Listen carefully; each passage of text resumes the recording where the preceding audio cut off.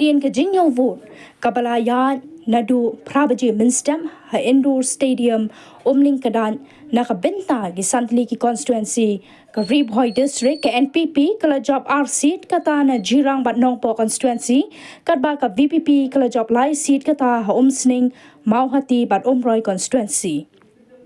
Haba pai sa jirang constituency uba sustenance sortun naka party NPP ulayo ban kurhadu kalai hajar praspa arpuar votes bat tam hadu nyo hajar praspa laipuar votes ya uba Victor Rani naka party Congress badeiru sitting MDC ubalayo tang san hajar kandai spa kandai po votes. Anong po constituency ka kong Rona Kimdin naka party NPP kalayo ban kurhadu kadway hajar lai spa riew votes bat tam hadu lai hajar riew spa sau votes ya uba Balajit Rani ubade sitting MDC ubalayo ban kurtang nyo hajar riew spa riew puar votes.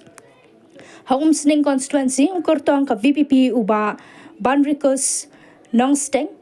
ulayo ban kurhadu shipo hajar sanspa laipo votes but tam hadu sanspa nyopo votes yakakong Magdalene as Maulong kabade ka sitting MDC kabalayo ban kurtang kandai hajar kandai spa riew po votes.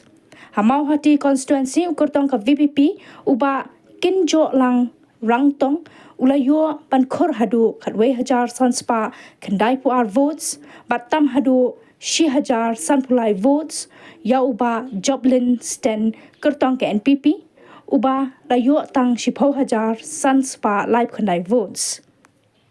Roi constituency kertong ka VPP uba isne hing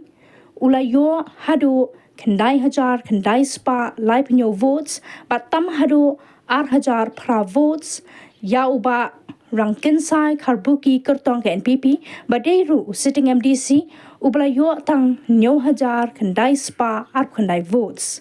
Lyngba kane ka result KHADC haki santli ki constituency ka Ri-Bhoi baro saungut ki sitting MDC jong ka jirang Mawphor sning bat Roi constituency kila remlut lanyo ka Mawhati constituency hadin ba sitting MDC uba Charles Marnga uklem yakun shu bat ailat yo ba Joblin Sten.